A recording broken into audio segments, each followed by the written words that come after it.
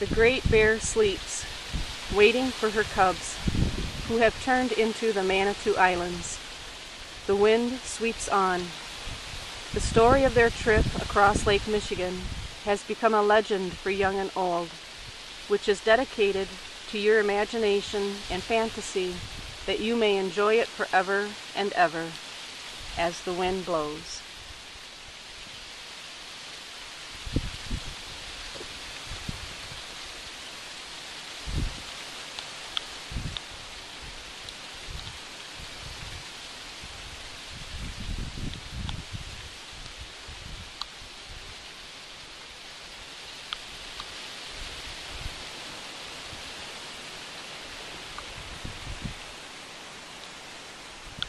Hi, my name is Pat, and I'm going to read you a book called The Legend of Sleeping Bear, and it's by Kathy Jo Wargan. Long, long ago, before voyagers paddled canoes down rivers and streams, before mighty lumbermen cleared forest with sharp, shiny axes, before wooden ships carried sailors across great freshwater seas, there was a beautiful forest near the edge of a mighty lake. Today we know that forest as part of Wisconsin, and the mighty lake is called Lake Michigan. But this was a time before many places had names or people. It was a time before farmers and Native Americans planted cherry and apple trees in long, neat rows. It was a time before pioneers planted colorful gardens of pumpkins, potatoes, and corns. In this forest, near the edge of the lake, lived Mother Bear. Her fur was blacker than the darkest night, and her eyes were large and round. Mother Bear had 2 cubs, and they were very soft and playful. The 3 of them lived together in a small, cozy den nestled among bluebells and buttercups. Every morning, as the wood thrush softly sang pip, pip, pip, and chickadees called chickadee-dee from the trees, Mother Bear and her cubs would lumber through the forest to the banks of the birch-lined stream. Deer would gently bend their slender necks to sip the cold water, and raccoons would quickly wash their faces. Mother Bear and her cubs would step carefully into the stream, and as the fresh, clear water trickled by, Mother Bear would teach her cubs how to snatch plump, colorful trout for breakfast. Afterward, they would sit lazily on the banks, nibbling blueberries and hazelnuts. Every afternoon, Mother Bear would lead her cubs through the forest to the edge of the mighty lake. This lake was so big they could not see the other side, and the water seemed to disappear into the sky. The bears would frolic along the sandy shore, happily splashing in the shallows and chasing herring gulls. They tugged at each other's tails and took long, cool baths. Every evening, Mother Bear led her cubs back to their warm, cozy den, where she cradled them in her big black paws and held them gently while they went to sleep. One morning, as they were lumbering along to the birch-lined stream, there was a loud crash of thunder and a sharp hissing sound. Snap! Pop! Mother Bear stood on her hind feet and stuck her nose in the air. A brilliant orange blaze flashed through the trees and dark clouds filled the sky. Fire! Mother Bear rushed her cubs to the banks of the stream and ordered them to follow it to the shore of the mighty lake. Bears dashed rapidly, deer sprang back and forth, and wolves ran wildly. Even the star-nosed moles hurried out from beneath the cover of the forest floor. As they reached the shore, Mother Bear gathered her cubs and shouted, "Children, we must go. We must swim across the mighty lake. My children, I love you so." They leaped into the water and began to swim. The lake was very deep. The water was cold. The waves were tall and the wind was strong. They paddled hard and fast. Mother Bear pleaded, "My children, do you promise that you'll swim with all your might? If we are to reach the other side, we must swim throughout the night." The faithful cubs promised their mother that they would swim with all of their might. They swam and they swam, growing weary and tired. They swam as the afternoon sun grew large and warm. They swam as the sun slipped below the horizon and the air grew cold. And as they swam, Mother Bear kept turning her large black face to make sure her cubs were not far behind. She watched as their paws struggled against the water, and as their soft round faces became smaller and smaller between the waves of the mighty lake, Mother Bear grew worried. Soon nighttime fell upon them. The sky grew dark, and stars began to shine. Suddenly the air seemed quiet, and the water became very still. In the distance, Mother Bear heard the trill of screech owls and the howling of timber wolves. Mother Bear kept looking back as she swam throughout the night. Through her tired eyes, she noticed the morning sun was beginning to rise and cast its bright rays upon the deep blue water. She looked back once more, but could not see her cubs. Mother Bear collapsed on the banks of the shore. Her wet, heavy paws sank into the deep sand.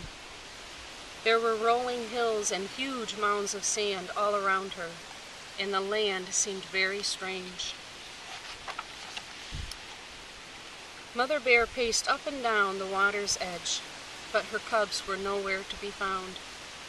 Her wet fur gleamed in the fresh morning sunlight, and tears shone in her eyes. Mother Bear cried, "My children, are you coming? You are strong and you are clever. My children, can you hear me? I will wait for you forever." Mother Bear climbed to the top of the highest hill. She looked out over the dark, deep water, but saw no signs of her cubs. Mother Bear called throughout the day, "My children, can you hear me? I know you must be near. My children, I am waiting, waiting high up here." Mother Bear waited until the sun set and another night fell upon her. She waited while the sun came up again in the morning. She waited while wild pink roses bloomed all around her, and while baby white-throated sparrows learned how to fly. She waited while the grasses on the distant dune became yellow and dull. She waited while the leaves fell from the beech trees. Mother Bear waited while the air grew colder and snowflakes floated down from thick, dark winter clouds. She waited and waited. Mother Bear waited, but her cubs never reached the shore. And high upon the hill, Mother Bear fell fast asleep in her sorrow. Years passed, and the winds of Lake Michigan blew blankets of sand upon her, keeping her warm and safe in her slumber. Over time, the great spirit of the land felt her sadness, recognizing her dedication and love for her children. With a tremendous gust of wind, the spirit brought the cubs near shore,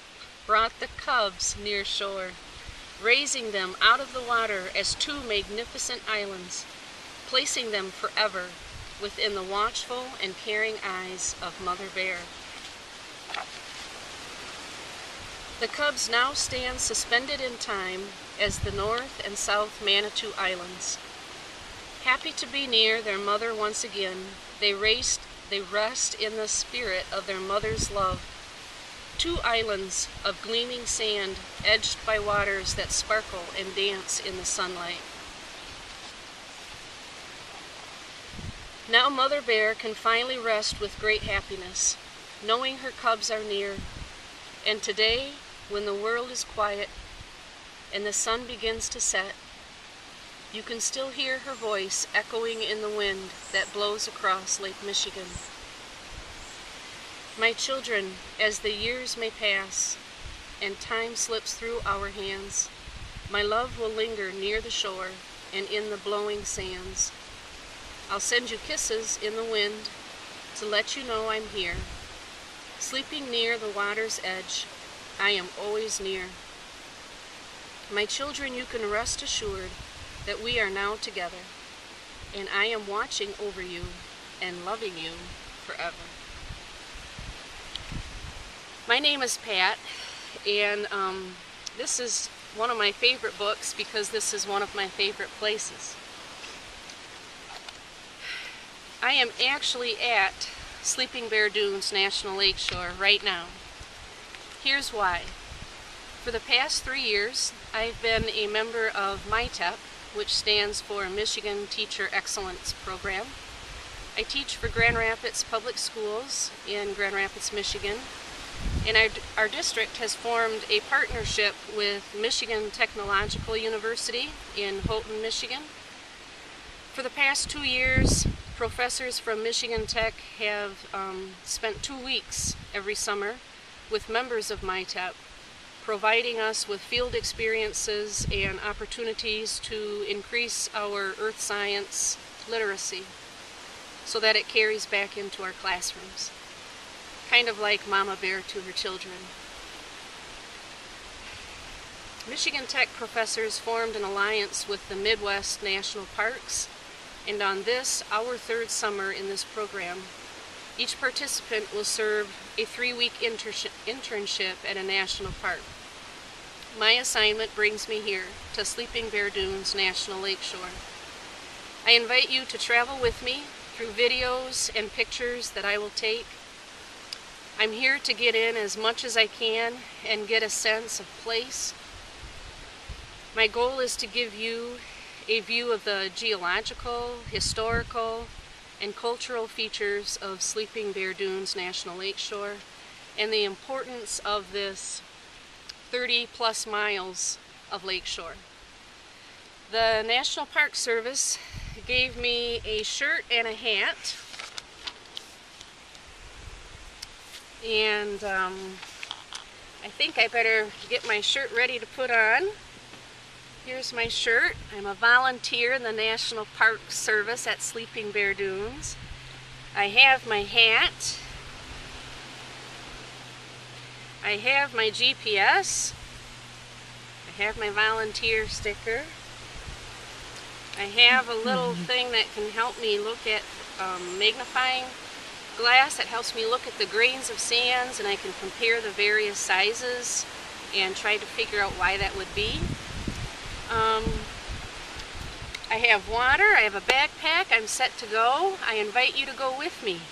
We have 100+ miles of trails to hike, islands to adventure on, beaches to play at, and dunes to climb. Maybe I can even become a junior ranger. So I'm gonna get my shirt on and get my backpack and come and join me.